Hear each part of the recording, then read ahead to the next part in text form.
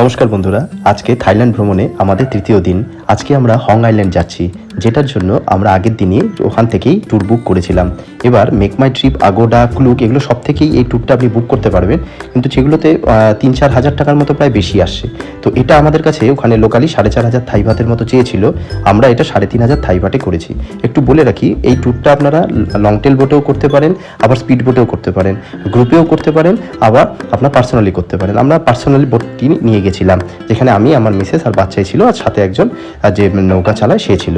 তো এটা নিয়ে আমরা ওখানে এনজয় করেছি। ওখানে মোটামুটি 4টা আইল্যান্ড ঘোরায়, যার মধ্যে থেকে হং লেগুন, হং আইল্যান্ড আর লাও লাডাংটাই বেশি প্রচলিত আর বেশি ফেমাস। তো এগুলো দেখি আমরা এনজয় করি, আর এবং এনজয় করার পরে চলে আসি। সেটাই আমি পরবর্তী ভিডিওগুলোতে তুলে ধরছি। 22 তারিখ, আর আমরা এই সকালে হং আইল্যান্ডের ট্যুরের জন্য বেরোচ্ছি। সকালে একটু আমাদের 5-10 মিনিট লেট হয়ে গেছে, 9:30টায় টাইম দেওয়া ছিল, 9:40 হয়ে গেছে। কিন্তু ড্রাইভার দাদারা সাধারণত শুনেছি এখান থেকে নাকি টাইমলি না আসলে চলে যায়, বাট ওনারা ছিলেন আমাদের জন্য, ওনাদের কাছে থ্যাঙ্কফুল। তো যাই, আস্তে আস্তে দেখি কীরকম হয়, যা জিনিসটা আস্তে আস্তে আপডেট করতে থাকি।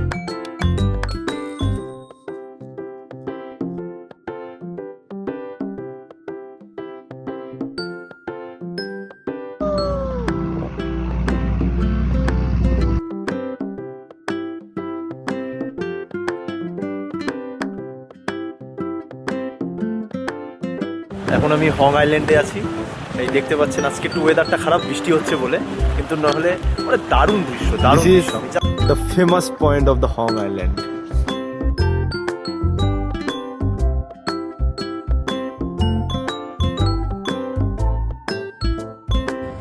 এখন আমরা হং আইল্যান্ডে নামলাম।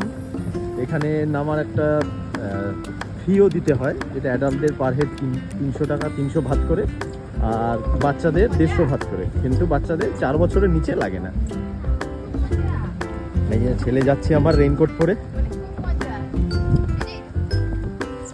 এই যে চারিদিকে দেখতে পাচ্ছেন ভিউগুলো জাস্ট অসাম।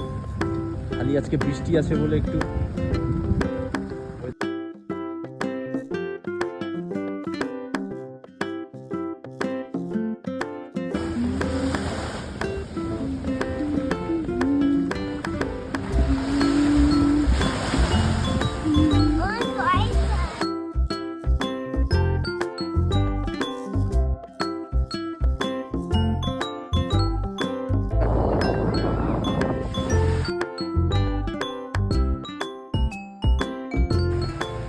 এই যে রিহু আর আমার ওয়াইফ যাচ্ছে।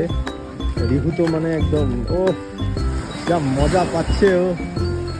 বাবা দেখি বন্ধুরা, এখন আমরা হং আইল্যান্ড থেকে বেরিয়ে আরেকটা লাও লাডাং আইল্যান্ডের দিকে যাচ্ছি।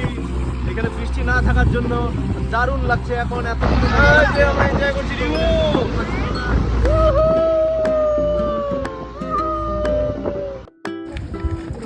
এখানে আমরা এসেছি, এটা লাও লাডাং একটা আইল্যান্ড, দারুণ আইল্যান্ড, লাও লাডিং বলে নাম। এখানে দেখতে পাচ্ছেন সব ভর্তি।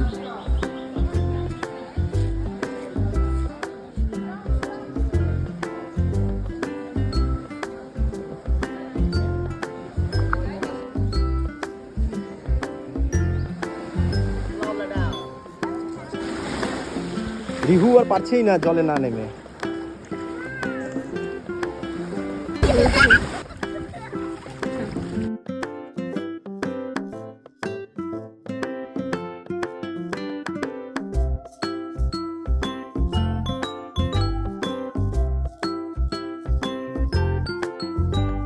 আমরা এখন লাও লাডাং পুরো এনজয় করে বেরিয়ে যাচ্ছি।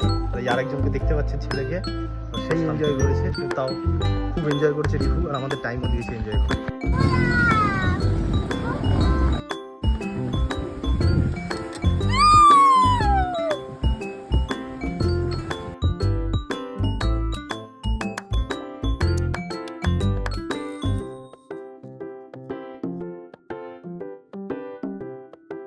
এখন হং আইল্যান্ড ট্যুর হয়ে গেল। এই ভিডিওটা ওই এজেন্সি থেকে দিয়েছে। গুড আফটারনুন বন্ধুরা, এই হং আইল্যান্ড থেকে আমরা জাস্ট ঘুরে এলাম। তো দুপুরে আবার বাইরে কি খাবো, আমরা সেই আবার 7-11 থেকে সব জিনিস নিয়ে যাচ্ছি, ঘরে বসে খাবো। আর রাত্রিবেলায় কোনো ইন্ডিয়ান রেস্টুরেন্টে ট্রাই করব। তো কালকে আমি থাই মিল্ক টি ট্রাই করেছিলাম হট, তো আজকে ট্রাই করছি আমি হচ্ছে কোল্ড ওয়ান। কালকেরটাও দারুণ ছিল, আজকেরটা আরও দারুণ, কিন্তু কালকেরটা ভুল হয়ে গেছে, আমি আমার ওয়াইফ চৈতালিকে এটা টেস্ট করাতে পারিনি। আজকে নিয়ে যাচ্ছি ওকেও টেস্ট করাবো এটা। Just awesome. এখন আমি এসছি ক্র্যাবিতে, তো একটু থাই ম্যাসাজ করাতে এসছি, তো এই দিদির কাছ থেকে আমি নিলাম। হ্যালো দিদি, তো 1 আওয়ার 300 ভাতের জন্য, তো দেখি কেমন এক্সপিরিয়েন্স শেয়ার করছি।